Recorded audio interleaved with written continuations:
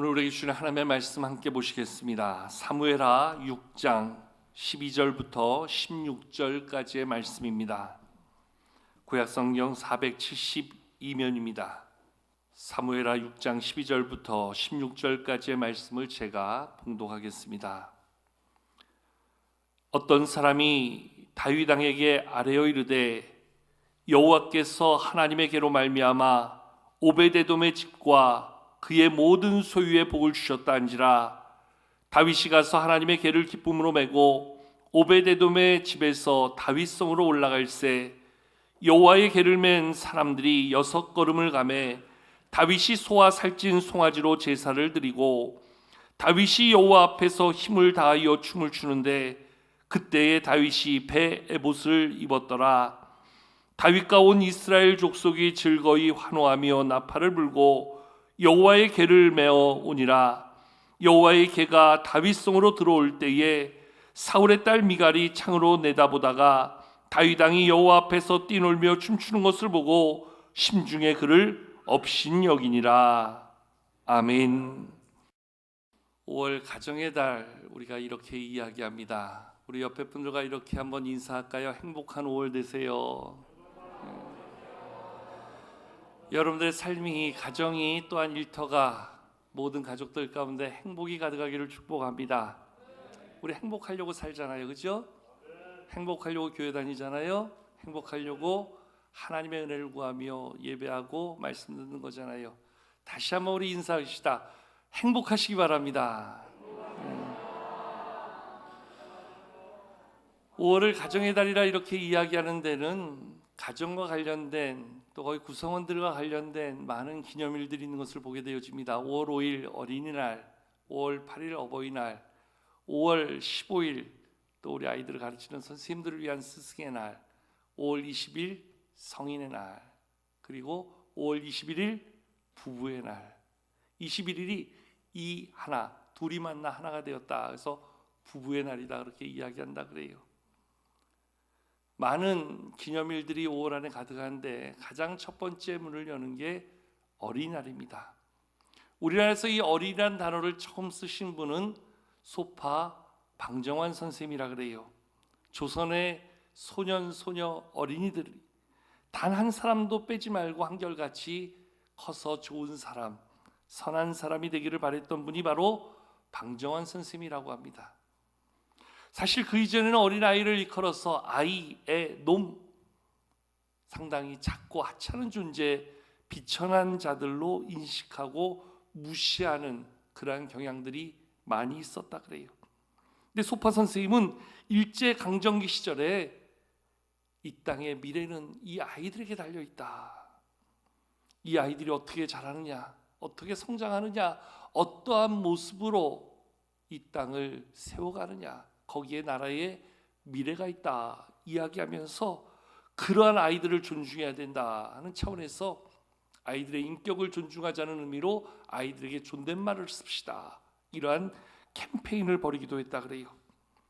1923년 3월 20일 처음으로 어린이라는 잡지를 발간해서 거기에 아이들에 대한 이해, 또 어린이들에 대한 미래를 꿈꾸게 하는 여러 글들을 안내하고 그러한 것으로 어린이들에 대한 새로운 계몽운동을 펼치기도 하였다 합니다. 사실 어린이는 세상의 때가 묻지 않은 순수함의 결정체, 이렇게 이야기할 수 있지요. 아이들은 그래도 어른들하고 대비해 보면 정말 순수하지요. 정말 있는 그대로 반응하지요. 좋으면 바로 웃고 조금만 불편하거나 아프거나 힘들면 바로 울음을 터뜨립니다. 자신의 감정을 감출 줄 모르고 있는 그대로를 표현합니다. 또한 누구보다 순수하고 순전한 모습을 드러내게 됩니다. 자기의 약함과 한계를 인정하기 때문에 늘 의존적으로 누구를 붙잡으려고 합니다. 이게 아이들의 모습이에요.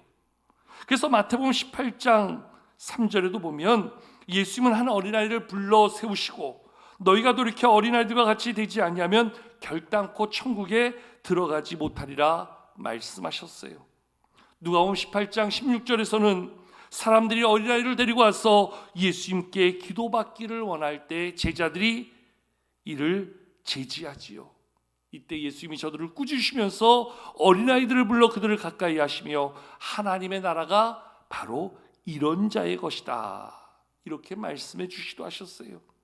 성경에서 어린아이들을 대하셨던 예수님의 모습은 그 어떤 대상보다도 어린아이들을 더 소중하게, 더 귀하게 여겨주셨던 것을 우리는 생각해 볼 수 있어요. 아마도 그것은 어린아이라는 존재 자체가 누구보다 연약한 모습이었기 때문에, 또한 누구보다 순수하고 순전했기 때문에, 그리고 자신의 마음 그대로 온전히 표현할 줄 아는 정직함 때문이었지 않았나 생각해 볼 수 있게 됩니다. 그러면서 오늘 우리가 읽은 오늘 본문 말씀에서는 이미 성인이 되었고 이스라엘의 왕이었음에도 불구하고 마치 어린아이처럼 하나님 앞에서 자기의 마음, 자기의 신앙을 고백했던 한 사람을 우리는 만나게 됩니다. 그가 가지고 있던 자신의 신앙, 자신의 믿음, 하나님을 향한 자신의 마음의 감사를 자기의 몸으로 표현하면서 마치 어린아이처럼 기뻐 뛰놀고 춤추던 그러한 사람, 바로 그는 이스라엘의 두 번째 왕 다윗이었습니다. 다윗은 이스라엘 왕으로 기름 부으심을 받고 오랜 시간 동안 고난과 시련의 시간들을 보내야 했습니다. 하나님께서 사울을 버리시고 그 사울의 죽음 이후에 다시금 다윗을 세우셔서 이스라엘의 두 번째 왕으로 그를 세우셨을 때 그는 누구보다 감사와 기쁨이 가득했던 사람입니다. 그래서 하나님 앞에서 내가 무엇을 먼저 할까? 그가 세웠던 국정 운영의 첫 번째 사업을 그는 블레셋을 통해서 빼앗겼고, 그리고 변방에 방치되었던 하나님의 언약궤를 다시금 예루살렘 다윗성으로 모셔와야 되겠다. 왜냐하면 하나님의 언약궤는 하나님의 임재의 상징이며 하나님의 영광이 드러나는 것이다.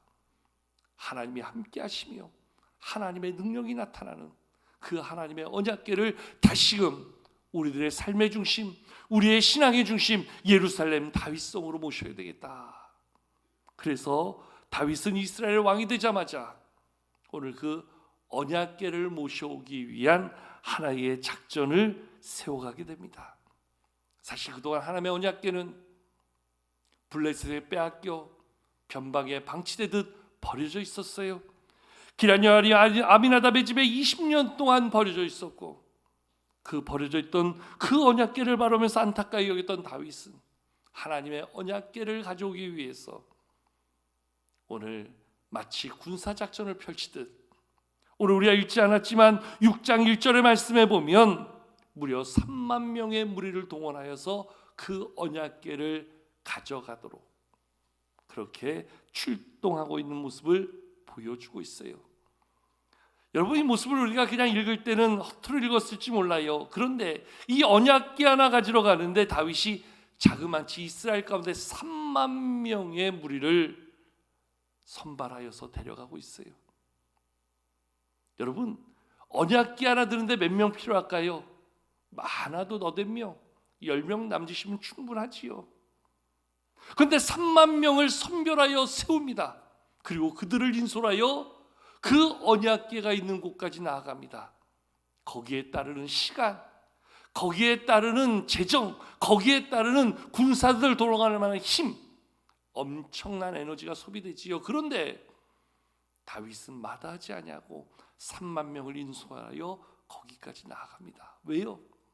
3만 명이 나아가도 이 언약궤를 모시는 데 있어서는 우리는 부족하다 하는 그런 마음, 언약궤에 대한 하나님의 임재에 대한 하나님의 영광에 대한 그의 경외로운 마음이 그 안에 있었다 하는 모습을 말씀은 보여주고 있습니다.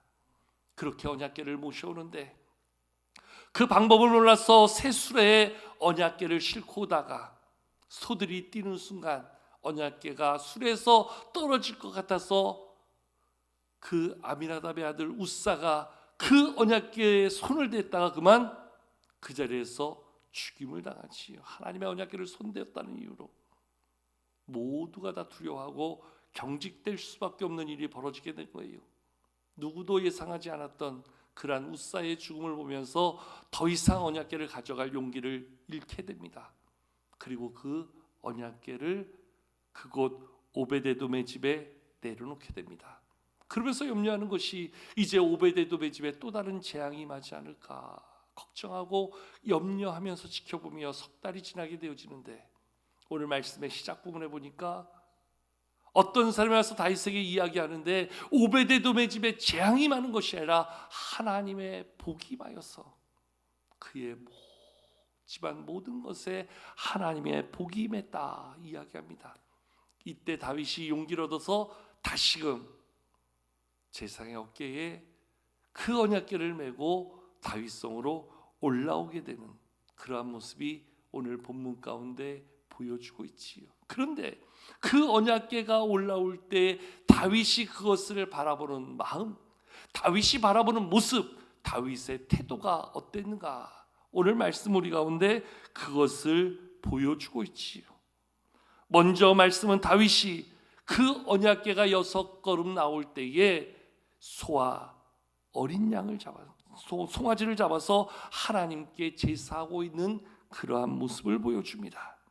그리고 난 뒤 다윗은 왕으로서의, 이스라엘의 왕으로서의 모든 체면, 채통, 권위 다 내려놓고, 오늘 말씀에 나와 있는 표현대로 한다면 힘을 다하여 춤을 추어 그 기쁨을 표현하고 있는 다윗의 모습을 우리 가운데 보여주고 있습니다. 우리 14절 말씀 한번 같이 한번 읽어보실까요? 본문 14절 함께 읽겠습니다. 시작. 다윗이 여호와 앞에서 힘을 다하여 춤을 추는데 그때 다윗이 배 에봇을 입었더라. 아멘. 다윗이 힘을 다해서 오늘 춤을 추었다 이야기합니다. 이러한 다윗의 힘을 다하여 춤을 추는 모습을 미갈의 표현을 빌려 이야기하면 16절 말씀에 다윗 왕이 여호와 앞에서 뛰놀며 춤추는 것을 보았다 이렇게 이야기해주고 있어요. 마치 어린아이처럼 뛰놀며 춤추었다. 여러분 머릿속에 그림이 그려집니까? 이스라엘의 왕된 다윗이 그 언약궤 앞에서 힘을 다해서 춤을 추었대요. 뛰놀며 춤을 추었대요. 얼마나 좋았으면, 얼마나 기뻤으면, 얼마나 행복했으면. 여러분, 우리가 하나님의 말씀 앞에서 우리는 이러한 춤을 춰본 적 있습니까? 이러한 기쁨을 경험해 본 적이 있습니까?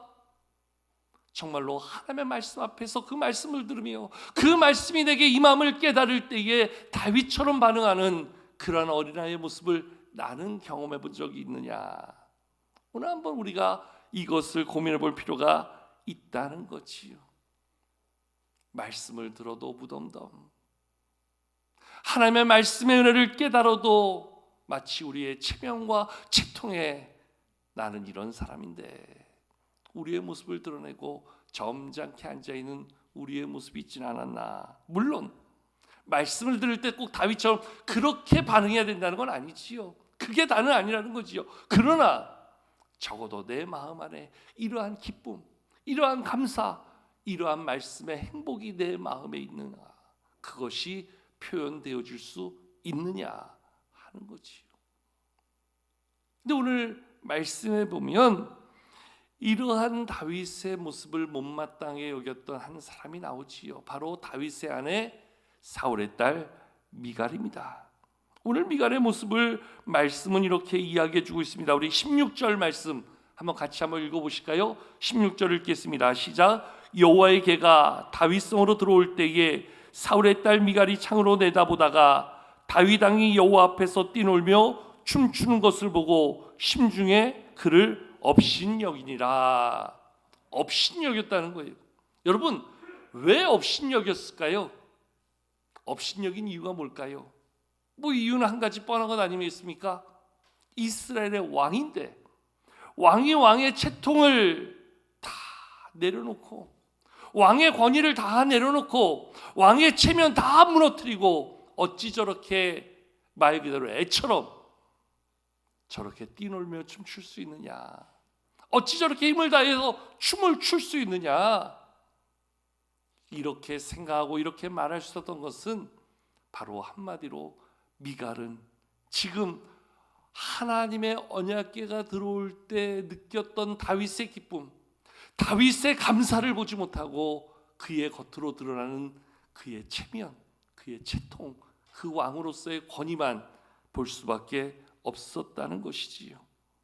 이러한 미갈의 마음이 다시 한번 잘 드러나는 것이 오늘 우리가 읽지 않았지만 그 뒤에 본문 20절에 이렇게 기록되어져 있어요.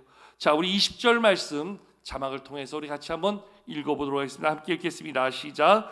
다윗이 자기의 가족에게 축복하러 돌아오매 사울의 딸 미갈이 나와서 다윗을 맞으며 이르되 이스라엘 왕이 오늘 어떻게 영화로우신지 방탕한 자가 염치 없이 자기의 몸을 드러내는 것처럼 오늘 그의 신복의 계집종의 눈앞에서 몸을 드러내셨도다니. 아멘. 다윗이 기쁨을 가지고 하나님의 언약궤를 맞이하며 자기의 감사 기쁨을 춤으로 나타내고 이제 그 기쁜 마음을 가지고 자기의 가족을 축복하기 위하여 돌아왔는데 집에 오니 사울의 딸 그 다윗의 아내 미갈이 나와서 다윗을 맞으며 하는 말이 뭐 하는 거냐고. 지금 당신 뭐 하고 왔는지 아냐고. 내가 창문으로 다 봤는데 이스라엘 왕이 오늘 어떻게 얼마나 영화로운 자리에 있는 사람인데 그렇게 함부로 방탕한 자가 염치 없이 자기의 몸을 드러내는 것처럼 그 천한 계집종 앞에서 당신의 몸을 드러낼 수 있습니까? 그러니까 다윗은 그 너무 기뻐서 뛰놀며 춤추는 순간 자기의 옷이 벗겨지는 줄 모르고 자기의 옷이 펄럭이는 줄도 모르고 그 맨 속살이 드러나는 줄도 모른 채 그렇게 하나님 앞에서 기뻐 뛰놀며 춤췄다. 근데 그것을 보면서 그것을 타박하는 사람이 바로 그의 아내 미갈이 왕의 채통을 이야기합니다. 왕의 권위를 이야기합니다. 그저 왕이라면 지켜야 될 모습이 있지 않겠느냐. 다윗의 마음도 모른 채 이렇게 다윗에게 핀잔을 주며 우리 하는 말로 오늘 잔소리하고 바가지 긁고 있는 거지요. 이에 대하여 다윗이 내가 왜 그렇게 할 수밖에 없었는가. 말씀 21절 22절에서 이렇게 고백해 주고 있어요. 자, 우리 다 같이 21절 22절도 같이 읽도록 하겠습니다. 21절 22절입니다. 시작. 다윗이 미갈에게 이르되 이는 여호와 앞에서 한 것이니라. 그가 내 아버지와 그의 온 집을 버리시고 나를 택하사 나를 여호와의 백성 이스라엘의 주권자로 삼으셨으니 내가 여호와 앞에서 뛰놀리라. 내가 이보다 더 낮아져서 스스로 천하게 보일지라도 내가 말한 바 계집종에게는 내가 높임을 받으리라 한지라. 아멘. 오늘 여기서 다윗은 먼저 이렇게 미갈에게 이야기합니다. 나는 이것을 여호와 앞에서 한 것이다. 여러분, 여기는 매우 중요한 고백이 담겨 있어요. 사람에게 보이려고 사람 앞에서 나를 나타낸 것이 아니라 다윗은 철저하게 하나님 앞에서 자기를 드러내고 하나님 앞에 나아가고 있는 자기의 모습을 고백하고 있다는 것이요. 여러분, 어쩌면 이 모습은 오늘 우리의 예배 정체성을 너무나 분명하게 가르쳐 주는 거예요. 예배는 누구 앞에 드리는 겁니까? 하나님 앞에 드리는 겁니다.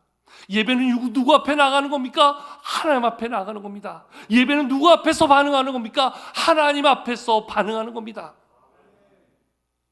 하나님의 임재를 느끼지 못하고 하나님의 영광을 바라보지 못하는 자가 어찌 하나님 앞에서 온전한 예배자가 될 수 있을까요? 어찌 우리가 하나님을 의식하지 못한 채 사람을 의식하면서 하나님 앞에 온전한 예배자로서의 모습을 나타낼 수 있겠습니까? 여러분, 그런 면에서 예배는 내가 하나님의 존전에 하나님 앞에 내가 서는 것이고 하나님 앞에서 하나님의 은혜 앞에 기뻐 뛰놀며 춤추는 것, 그와 같은 반응이 나의 예배의 모습, 나의 예배의 삶이라는 것이요. 우리는 오랜 시간 동안 유교의 전통에 의해서 상당히 모든 것을 경건하게, 거룩하게, 사실 이러한 표현 가운데 거룩과 경건도 잘못된 표현이지만 우리는 그저 체면과 채통에 중시한 그러한 경직된 모습의 예배를 드리려 할 때가 얼마나 많았습니까? 오늘 다윗의 이와 같은 그의 신앙의 표현, 그리고 그에 대한 이 미갈의 반응과 미갈의 표현, 가만히 보면 우리는 이 두 사이에서 정말 내가 어떤 모습이 돼야 되나 고민하는 존재가 아닐 수 없어요. 하나님 앞에서 나의 마음에 기쁨을 가지고 하나님을 예배하는 자인가, 아니면 그러한 자를 좀 이상하게 바라보면서 채통 체면을 말하며 폄하하는 자인가. 참 쉽지 않지요. 근데 우리는 하나님 앞에서 그 기쁨을 노래하기보다는 체면과 채통으로 내 자신의 있는 믿음의 고백을 억누르려 할 때가 많고요, 나 자신의 그러한 믿음을 억누르는 것뿐만 아니라 다른 사람들의 그러한 믿음의 표현마저도 우리는 이상하게 바라보고 반응하는 경우들이 많다는 거예요. 누가 손을 들어 찬양하기라도 한다면 왜 저러는 거지? 누가 갑자기 찬양하는 중에 일어나서 두 손을 든다면 이상한 거 아니야? 누가 눈물을 흘리며 그 감격에 못 이겨 흐느끼기라도 한다면 미친 것 아니야? 우리는 어쩌면 그런 반응 속에 그러한 하나님의 임재를 경험하는 사람들을 이상하게 바라보고 이상하게 평가하는 그러한 모습이 우리 가운데 있지는 않은가? 여러분, 예배만큼 자유로운 자리가 어디 있어요?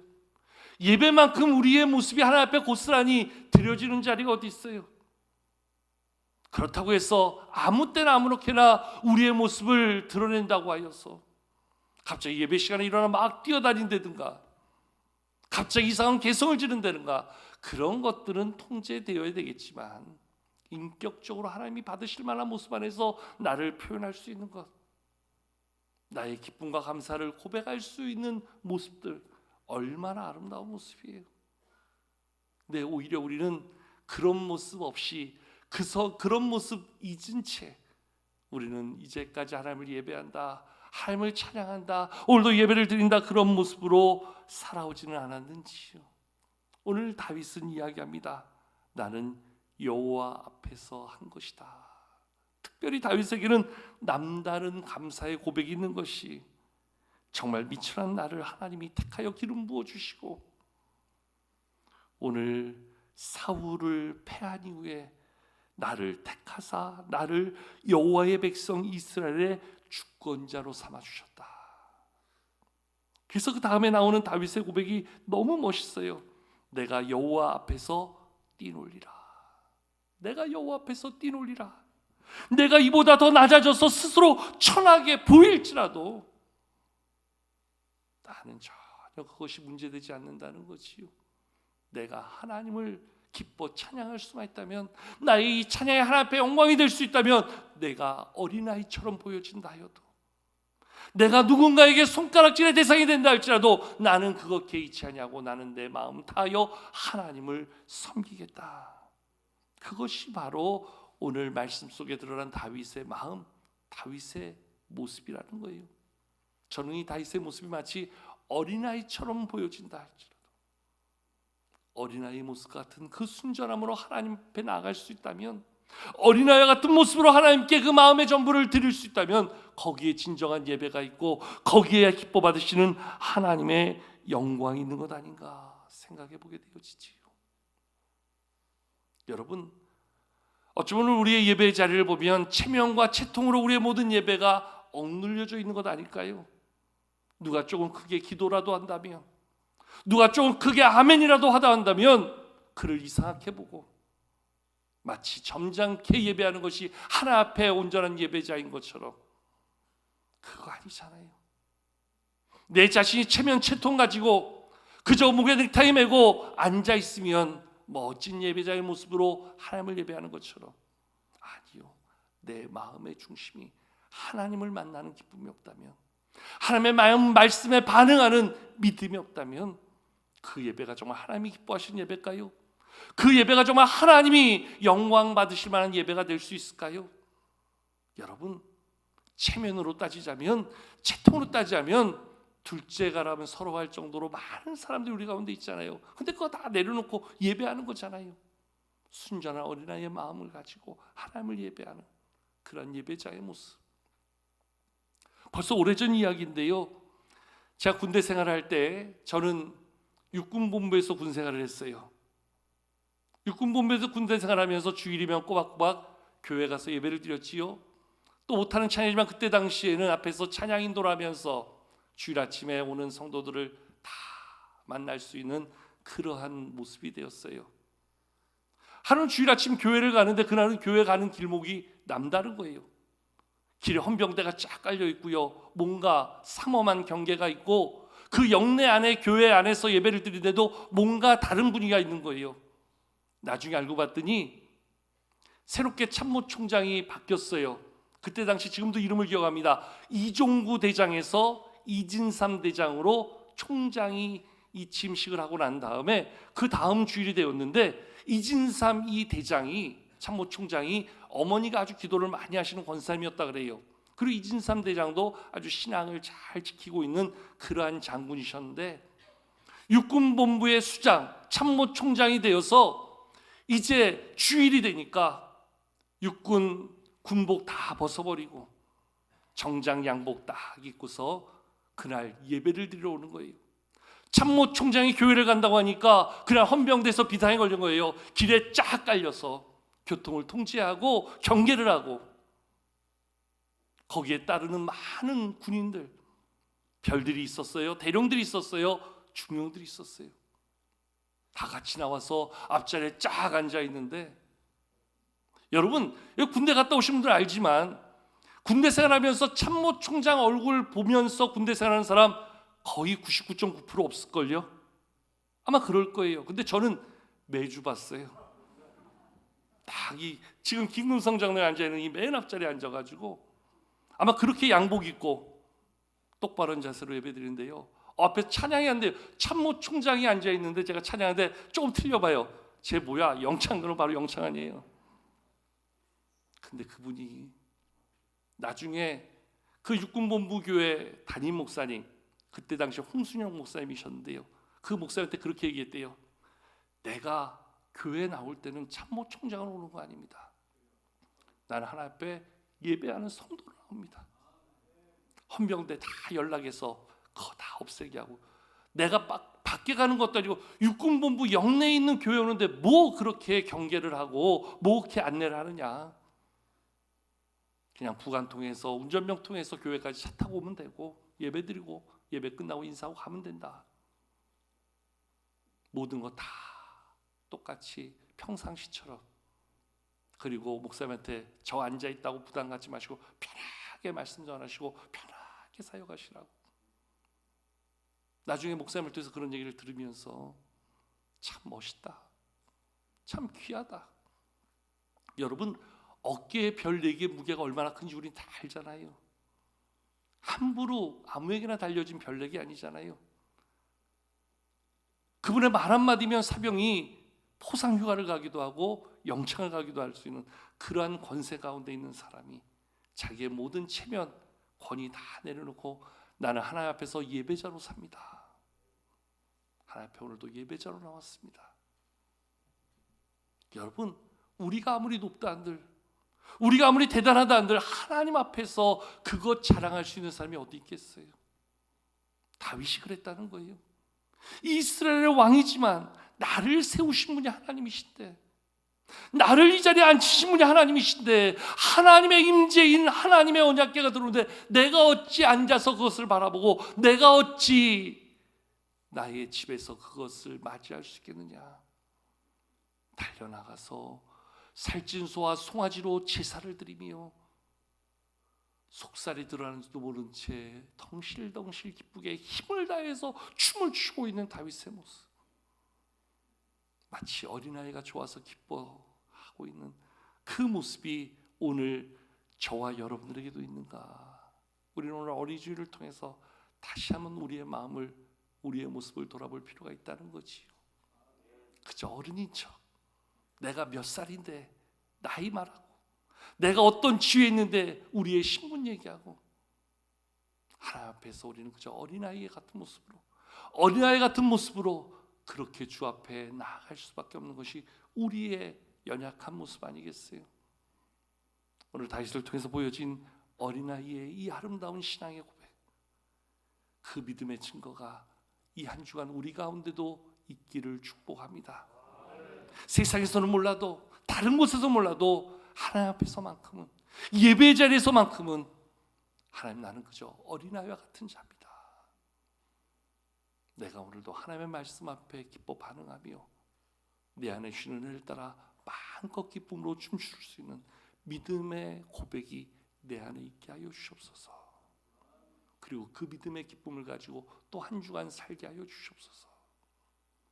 다시 한번 우리 가운데 있는 아름다운 복된 믿음의 결단이 되기를 축원합니다.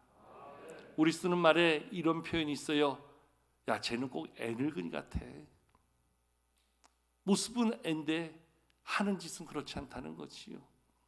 하나님 보실 때 우리가 그렇게 보인다면 그거 아니잖아요, 그죠? 이제는 애늙은이가 아니라 정말 아이의 그 순수하고 아이의 그 순전하고 아이의 그 온전한 믿음으로 하나 앞에서 믿음으로 날마다 반응할 수 있는 그러한 믿음의 결단이 오늘 이 시간 이 자리에 있는 우리 모두에게 있기를 축원합니다.